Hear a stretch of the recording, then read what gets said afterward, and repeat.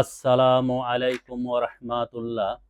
আমি এখন কথা ও কবিতা পাঠের আসর পর্ব ৯৬ শুরু করছি।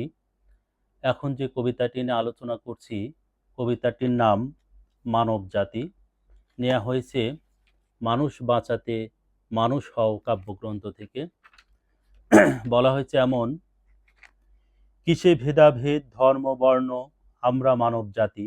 দেখেন, প্রথমেই কিন্তু কি কথাটা, কিসে ভেদাভেদ ধর্ম বর্ণ আমরা মানব জাতি। একই স্রষ্টার সৃষ্টি আমরা একই স্রষ্টার ডাকি। একই স্রষ্টার সৃষ্টি আমরা একই স্রষ্টার ডাকি। এই জন্য বলা হচ্ছে কিসের ভেদাভেদ ধর্ম বর্ণ আমরা মানব জাতি। ওদিকে কিন্তু একই স্রষ্টার সৃষ্টি আমরা একই স্রষ্টার ডাকি। তা আমরা কিন্তু ডাকি সব একই স্রষ্টার, অথচ কিসে আমরা ভেদাভেদ হব? আমরা ধর্ম বর্ণ কিসে ভেদাভেদ হই? অথচ আমরা কিন্তু একই স্রষ্টার সৃষ্টি, আবার একই স্রষ্টাকে কিন্তু ডাকি। কি হিন্দু বৌদ্ধ কি মুসলিম কি ইহুদি খ্রিস্টান, কেন রেষারেষি দাঙ্গা যায় মানবতার মান। কারণ হিন্দু বৌদ্ধ খ্রিস্টান, এই যে কেন আমরা দাঙ্গা করব? আমরা অযথ দাঙ্গা করে আমাদের মানবতা, যে মানুষ নামের যে আমরা মানবতা ভিতরে আছে, এই মানবতার আমাদের মান চলে যায়। মানুষের তো একটা মানবতা থাকে, সেটা যে ধর্মের লোকের মধ্যেই থাক, যে ধর্মেই লোকই হোক, সবারই তো মানবতা আছে। কিন্তু আমরা আমাদের মানবতাকে ধ্বংস করতেছি, নষ্ট করতেছি এই দাঙ্গা করে, ধর্মে ধর্মে দাঙ্গা করে, জাতিতে জাতিতে দাঙ্গা করে আমরা আমাদের মানবতাকে ধ্বংস করতেছি। অথচ আমরা কিন্তু একই আল্লাহর সৃষ্টি এবং একই আল্লাহকে ডাকি সবাই।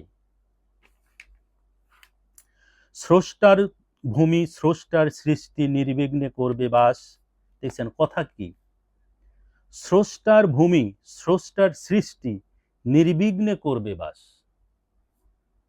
কেন সাম্প্রদায়িক দাঙ্গা মানবতার মহাত্রাস।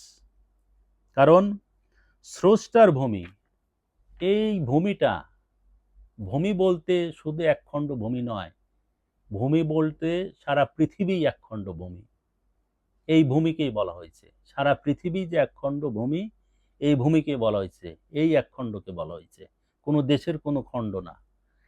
তাই বলা হয়েছে স্রষ্টার ভূমি স্রষ্টার সৃষ্টি নির্বিঘ্নে করবে বাস। কারণ আল্লাহর জমিতে, আল্লাহর ভূমিতে আল্লাহর সৃষ্টি মানুষ বাস করবে নির্বিঘ্নে। এখানে কেউ তো বাধা দিতে পারে না, কেউ কোনো বাধা দিতে পারে না। যার যেখানে জন্ম হবে সেখানেই, সেই ভূমিতে সেখানে সে বাস করবে। কারণ একই ভূখণ্ড, এই পৃথিবীটা তো একটাই ভূখণ্ড। এই একটা ভূখণ্ডেই আল্লাহর সৃষ্টির মানুষ আল্লাহর সৃষ্টি জমিনে বসবাস করবে। স্রষ্টার ভূমি স্রষ্টার সৃষ্টি নির্বিঘ্নে করবে বাস। কেন সাম্প্রদায়িক দাঙ্গা মানবতার মহাত্রাস। কেন আমরা সাম্প্রদায়িক দাঙ্গা করতে যাব? যার যার যে যে সম্প্রদায় সেখানে সে বাস করবে, সমস্যাটা কোথায়? কেন আমরা দাঙ্গা করতে যাব?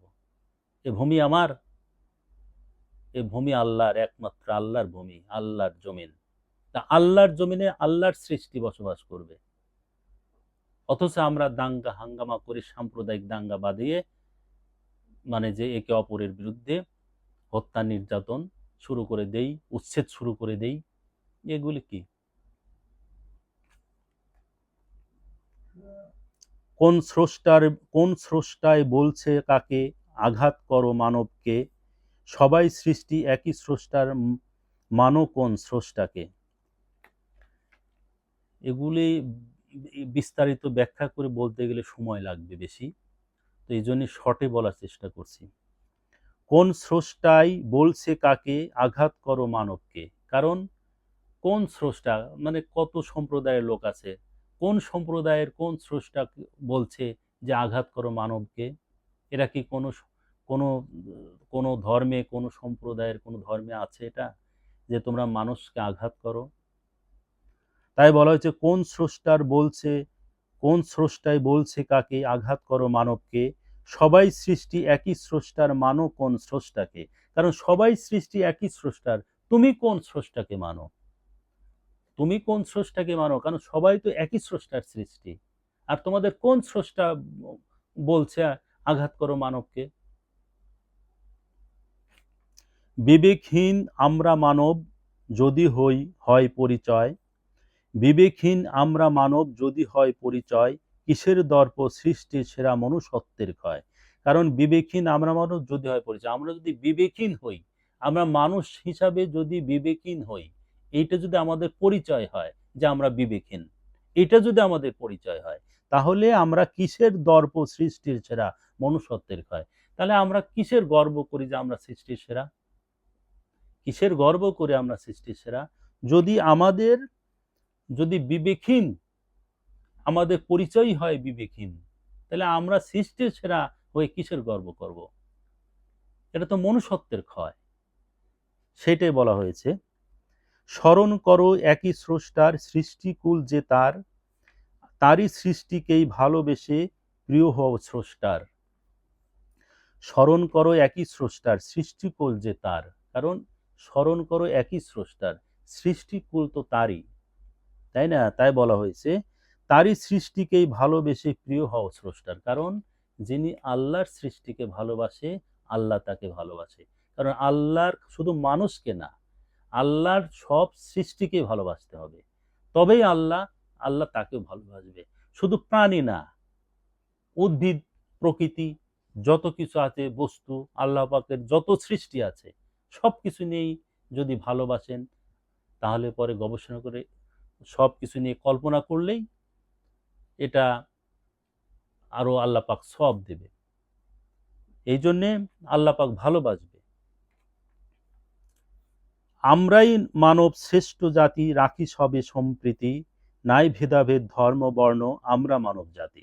লাস্টে বলা হয়েছে আমরাই মানব শ্রেষ্ঠ জাতি, রাখি সবে সম্প্রীতি। কারণ আমরাই মানব শ্রেষ্ঠ জাতি, যে ধর্মই হোক, আমরা মানব শ্রেষ্ঠ জাতি, রাখি সব সম্প্রীতি, রাখি সবে সম্প্রীতি, নাই ভেদাভেদ ধর্ম বর্ণ, আমরা মানব জাতি। কারণ আমাদের মধ্যে কোনো ধর্ম বর্ণ নাই, আমরা মানব জাতি।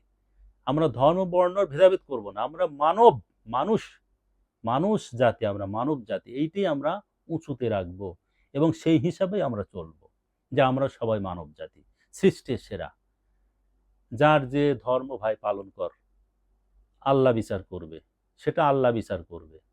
কিন্তু এই মানুষের মধ্যে সাম্প্রদায়িক দাঙ্গা, জাতিগত দাঙ্গা, ধর্মগত দাঙ্গা বিদ্বেষ, মানুষ সৃষ্টির সেরা হয়ে এগুলো করা ঠিক না। কবিতাটির নাম ছিল মানব জাতি। আলোচনাটি এখানে শেষ করছি। আসসালামু আলাইকুম ওয়া রাহমাতুল্লাহ।